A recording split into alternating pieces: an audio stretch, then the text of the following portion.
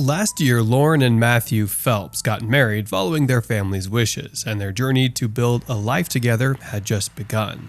Lauren was deeply devoted to her family, especially her 4 nephews, who meant the world to her. Going to church held great importance in her life, and she was actively involved in the children and youth ministry as a volunteer. Her dog, Cooper, held a special place in her heart, almost like a child. Those who knew her considered her a truly remarkable person. Typical girl next door, sweet, innocent. He was a charmer.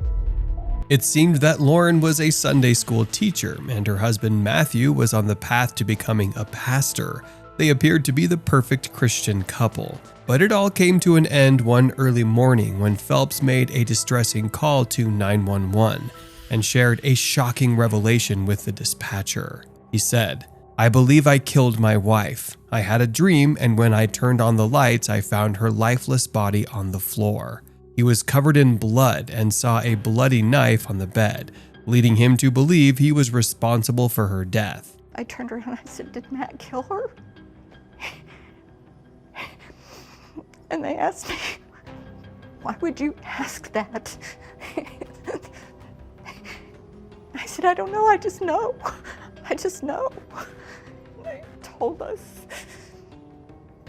that he had killed her. Phelps mentioned taking Cricidin for cough and cold to help him sleep, but this time it seemed to have a different effect. He expressed deep remorse, saying, "Oh my God, she didn't deserve this." Tell me exactly what happened. I think I killed my... What do you mean by that? What happened? I had a dream, and then I turn on the lights and she's dead on the floor. How? I have blood all over me, and there's a bloody knife on the bed, and I think I did it. Initially, Phelps claimed innocence, but later, during a court hearing, he confessed to the killing when he was asked by Judge Paul Ridgway. His confession of first-degree murder indicated premeditation, debunking any notions that the act was driven by the influence of cold medicine. He blamed it on cough medicine. Did you ever Yes. buy that? No. Never. He planned the whole thing from the get-go, in my opinion, right from day one to the end. Before this tragic event, the Phelps couple seemed content with their lives. Phelps continued speaking to the operator, expressing his fear of approaching his bloodied wife on the floor. When the paramedics and police arrived at the scene, they took Matthew into custody, as he was the primary suspect and the only person present at the time. Matthew claimed that the act of killing his wife occurred in a dream. In this dream, he saw his deceased wife laying on the ground. Somehow, in a deeply unconscious state, he got out of bed, went to the kitchen or wherever the closest knife was, retrieved it, and then returned to his wife to carry out the murder before going back to sleep. Is Matthew's claim that the drug is to blame a genuine justification?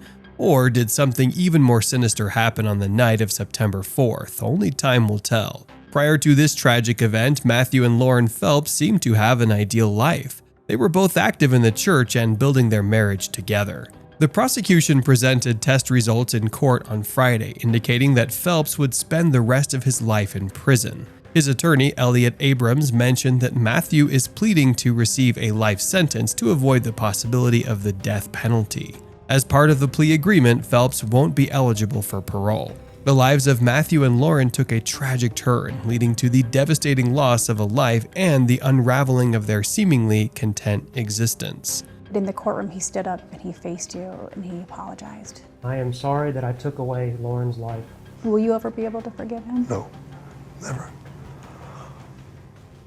I'll take him to my grave, and I'll still hate him. What would you tell Lauren right now? I miss her and I love her. As the trial progresses, more details may come to light, shedding further insight into the events that transpired on the fateful night. For now, all we can do is wait and watch as the justice system unravels the truth behind this heart-wrenching case. You understand that you're pleading guilty to one offense. That's the offense of first-degree murder. It is a felony. It carries the maximum penalty of death or life without the possibility of parole. Do you understand that? Yes, sir. Do you personally plead guilty to the charge I just described? Yes, sir. And did you in fact murder your wife, Lauren Phelps, by stabbing her multiple times?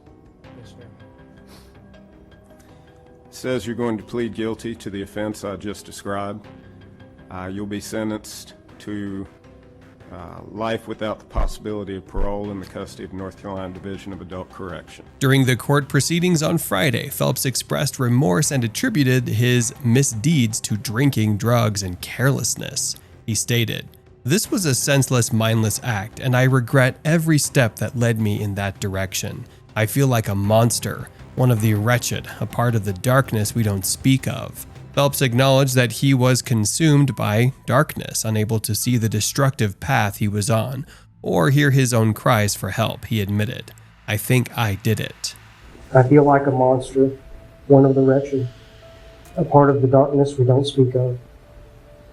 That darkness consumed me until I was blind to the path I had taken and deaf to my own cries for help. After the attack in their two-bedroom Riley townhouse, an autopsy revealed that Lauren had suffered from 123 cuts and stab wounds, as disclosed in a previously acquired court audio. Phelps made a call to 911 around 11 in the morning, expressing concern that he was responsible for the tragedy.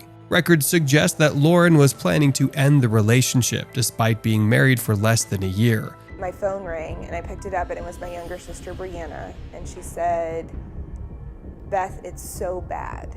I'm gonna ruin your life." According to a friend who spoke with ABC, Matthew was pursuing a career as a priest. Matthew's online persona indicated that he studied missions and evangelism at Clear Creek Baptist Bible College. Additionally, it was noted that Phelps had an obsession with the movie American Psycho, as evidenced by his Instagram account, featuring multiple images of scenes from the film, and even dressing up as the main character. Phelps reportedly shared with a friend that the character from American Psycho, a serial murderer, intrigued him with the idea of killing someone. Prosecutors claim that when questioned by the police after the death, Phelps showed little emotion and did not shed any tears. With that, the video has come to an end here. Be sure to subscribe and hit the bell icon for more intriguing content. Until then, goodbye.